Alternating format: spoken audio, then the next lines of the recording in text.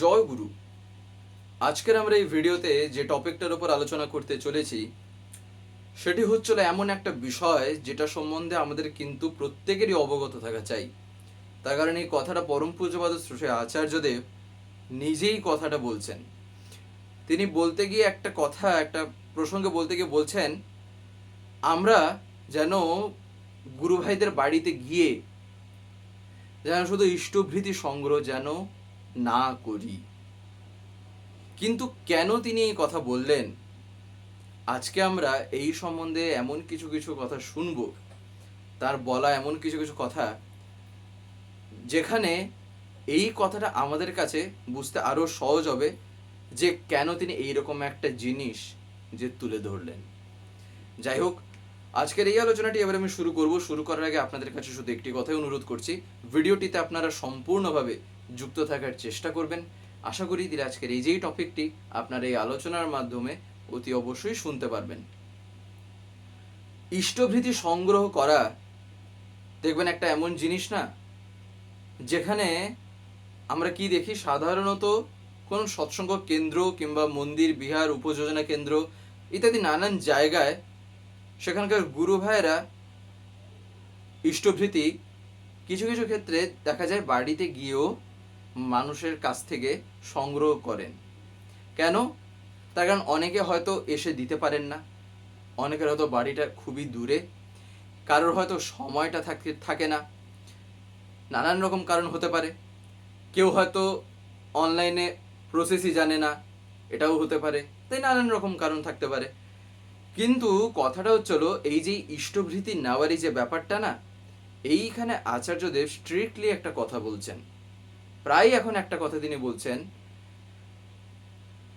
আমরা শুধু যে সময় ইষ্টভৃতিটা কালেক্ট বা সংগ্রহ করতে হয় সেই সময়ে গিয়েই যদি আমরা শুধু গুরু ভাইদের বাড়িতে যদি পৌঁছে যাই না, তাহলে তারা এইটা জীবনে অনুভব করতে পারবে না যে তাদের জীবনে ঠাকুরকে ধরে ঠাকুরের মানুষও যে তাদের সুখে দুঃখে তাদের সাথে যে দাঁড়িয়ে আছে, এটা তারা ফিলই করতে পারবে না, আর জীবনে পাবেও না। কেন? তার কারণ আমি তাদেরকে এমনই আচরণে, আমার এমন ব্যবহারে আমি তাদের সাথে সম্পর্ক তৈরি করেছি যে তাদের মগজে ওই জিনিসটা ঢুকে আছে যে আবার যখন পূর্ণ হয়ে যাবে, আবার সেই দিন যখন কমপ্লিট হয়ে যাবে, তারা আবার চলে আসবে নিতে, আবার নিয়ে চলে যাবে, আবার ঠিক মাস গেলে আবার আসবে, আবার নিয়ে চলে যাবে। সম্পর্কটা তখন এমনই হয়ে যাবে যেন বুঝি টাকা নিতে আসছে। সেখানে ঠাকুরের ভাবটা কিন্তু তৈরি হচ্ছে না, না সেই ব্যক্তির মধ্যে হচ্ছে, অর্থাৎ সেই মানুষের মধ্যে যে ইষ্টভৃতিটা দিচ্ছে, না তার পরিবারের মধ্যে হচ্ছে, কারোর মধ্যে। সেক্ষেত্রে ঠাকুর কিন্তু সেখানে জাগ্রত হচ্ছেন না।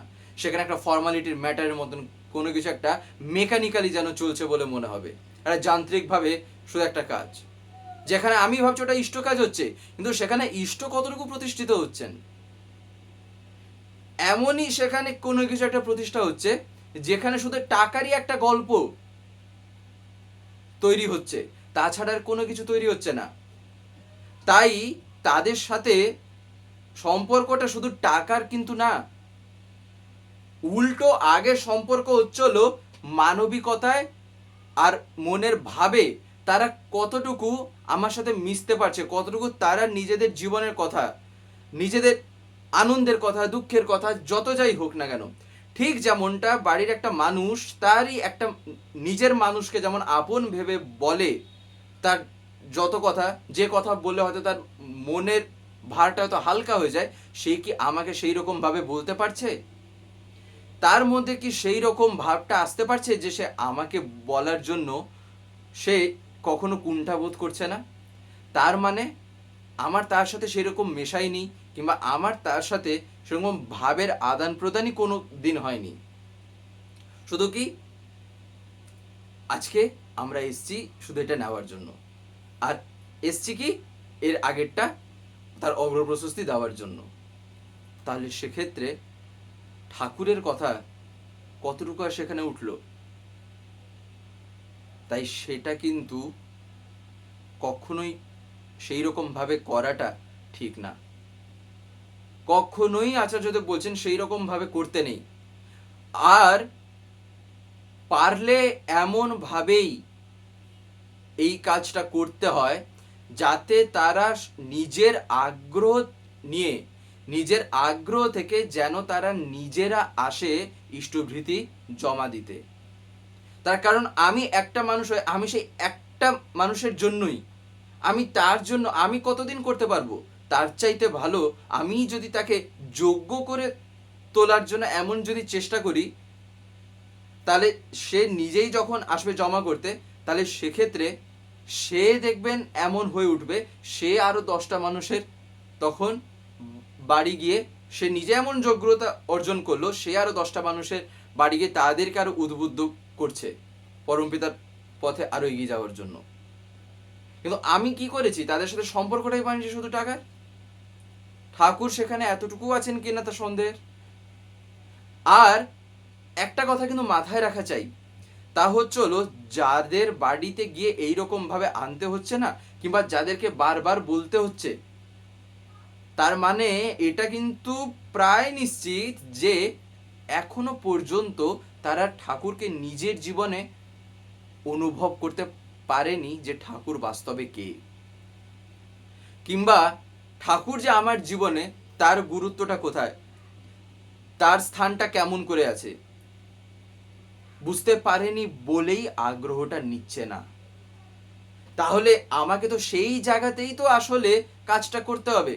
কিন্তু আমি কাজ করছি কতটুকু, শুধু মাস গেলে একটা কাজ করছি, তাছাড়া বাদবাকি দিনগুলোর মধ্যে আমার এতটুকু ফুরসত নেই। একটা দিন আমি বের করে যাই, একটা দিন বা 2টো দিন বের করে গিয়ে তাদের সাথে এমনিতে আমি বসে গল্প করে আসতে পারি, আড্ডা দিয়ে আসতে পারি, তাতে অসুবিধাটা কোথায়? সে গল্পটা যত করব তত কি হয়, হৃদ্যতা বাড়ে। হৃদ্যতা যত বাড়বে তত কি হয়, তারা তখন আপন বলে তখনই না মনে করবে।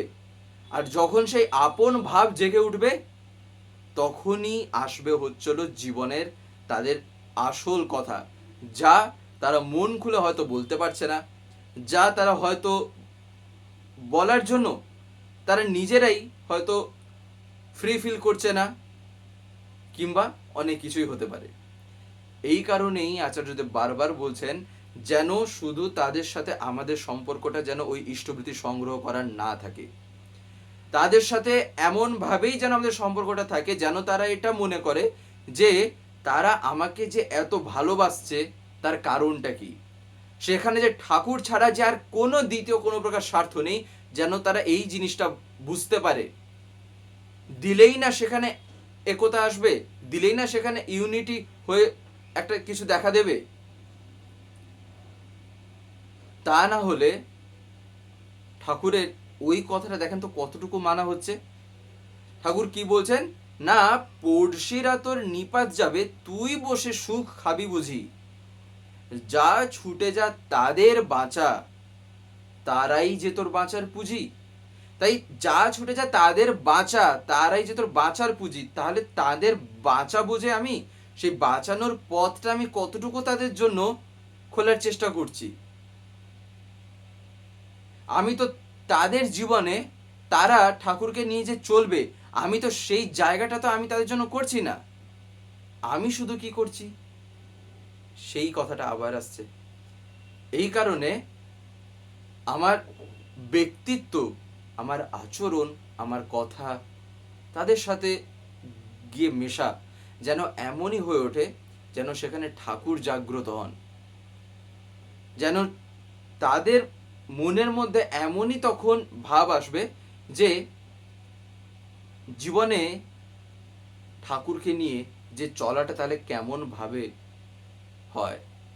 তখন তারা এইটা বুঝবে যে ঠাকুর নিয়ে চলাটা শুধু কেবল কয়েকটা আনুষ্ঠানিক বিষয়ের মধ্যে আবদ্ধ নেই। ঠাকুর নিয়ে চলাটা এটা হচ্ছিল একটা জীবনেরই পুরো গল্প। এটা হচ্ছিল প্রত্যেকটা মুহূর্তের মধ্যে এটা লক্ষণীয় বিষয় যে আমার ঠাকুর আমার মধ্যে কতটুকু প্রকাশ পাচ্ছেন। এখানে খাওয়া থেকে শুরু করে বাথরুম যাওয়া থেকে শুরু করে রাস্তায় হাঁটা পর্যন্ত, মানুষের সাথে মেশা পর্যন্ত, যেখানে আমি প্রফেশনালিও কাজ করছি সেখানেও পর্যন্ত আমার ঠাকুর কেমনভাবে সেখানে প্রকাশ পাচ্ছেন।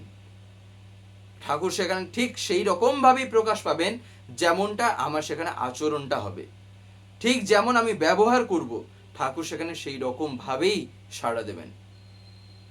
যদি আমার মধ্যেই যদি তা না থাকে, যদি সেই গুণটা যদি আমি যদি না ধরে রাখার চেষ্টা করি, তাহলে আরেকজনের ক্ষেত্রে তার প্রভাবটা কি পড়বে?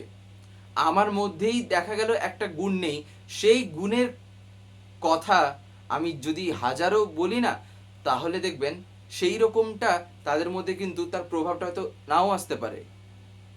কেন না? তার কারণ একটা জিনিস মুখে বলে বলে শোনা, শুনে তার চরিত্রগত করা এক, আরেকটা জিনিস হচ্ছিল নিজে লক্ষ্য করে, নিজে আমি একটা জিনিস লক্ষ্য করলাম, দিয়ে ওটাকে নিজেই আমি ভাবছি, অবজার্ভ করে ওই যে অ্যানালাইজ করছি, সেটা কি হলো?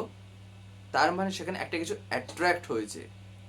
সেই অ্যাট্রাকশনটা তখন কি করছে? ওই যে অবজার্ভ যে হচ্ছে, সে অবজারভেশনটাই তখন ওই অ্যানালিসিস যে সে করলো, অ্যানালিসিসের মাধ্যমে তখন সে নিজে করার আগ্রহ যে আসবে, নিজে তখন তা করবে। তা না হলে কি হয়? তা না হলে ওই যে মুখে আমি যতই বলি, হয়তো সেক্ষেত্রে ঠিক সেই রকমটা নাও হতে পারে। আর এই কারণেই শ্রী শ্রী ঠাকুর তাই বারবার বলছেন যে যাজন এমন হওয়া চাই, এমন ভাবেই যাজন করতে হয় যেন সেই যাজনের মধ্যে আগুন বেরোয়। সেই যাজনের ভিতর দিয়ে এমন আগুন বেরোবে, মানে এতটাই যাজনের মধ্যে যেন জোর থাকে, যেন সামনের মানুষটা না, সে সেই যাজন শুনে যেন নিজের জীবনটাকে পুরো দেখতে পাবে। আর এই কারণেই যাজনও যে করতে হয়, তাই দেখতে হয় যেখানে যাজনটা হচ্ছে সেখানকার মানুষগুলো কেমন। ঠিক আমি হয়তো একটা দেখা গেল দুটো মানুষ তাদের বৈশিষ্ট্য আলাদা, হয়তো দেখা গেল তাদের শিক্ষাগত যোগ্যতা অর্জন আলাদা, তাদের মধ্যে বোঝার ক্যাপাসিটিটা আলাদা। এবারে আমি সেই দুটো মানুষকে গিয়ে যদি একই রকমভাবে ঠাকুরের কথা বলি, তাহলে সেক্ষেত্রে দুজনেই কি ঠাকুরকে ধরবে এমন কোনো মানে আছে?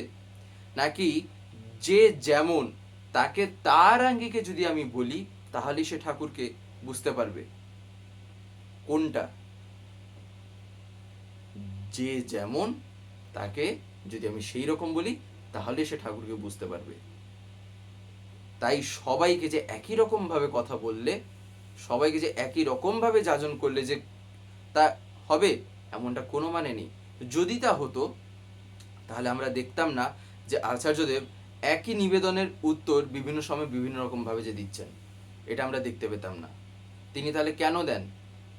শ্রী ঠাকুর যখন সশরীরে ছিলেন, তার কাছে যখন আশ্রমিক দাদা মায়েরা কিংবা অন্যান্য যারাই আসতেন, তারা তো বিভিন্ন জিজ্ঞাসা নিবেদন করেছেন। এবারে সেই জিজ্ঞাসা নিবেদন তো এটাও দেখা গেছে যে একই প্রকার জিজ্ঞাসা নিবেদন বারবার হয়েছে, কিন্তু শ্রী ঠাকুর প্রত্যেকবার কি সেই একই রকমের উত্তর দিয়ে গেছেন? তা তো না। ঠাকুর কি করেছেন? ঠাকুর যাকে যেমন ভাবে বলা প্রয়োজন, তিনি যেটা বোধ করেছেন, তিনি সেই রকম ভাবে বলেছেন। তার কারণ তাকে যদি সেই রকম ভাবে না বলা হয়, সে কিন্তু সেটা ধরতে পারবে না, সে কিন্তু সেটা বুঝতে পারবে না, তাই না?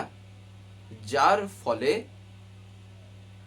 শ্রী শ্রী ঠাকুর এই কারণেই বলছেন যে একটা জিনিস যখন আমি রপ্ত করে নিই, যখন একটা জিনিস আমার মধ্যে যখন আয়ত্ত হয়, যখন সেই গুণটা আমার মধ্যে যখন আসে, তখন সেটাকে আমি নিজের মতন করে যখন আমি বলি, আর সামনের জনকে বুঝে যখন বলি, তখনই সেই কথা গিয়ে তার মনে গিয়ে ঠোকা মারে।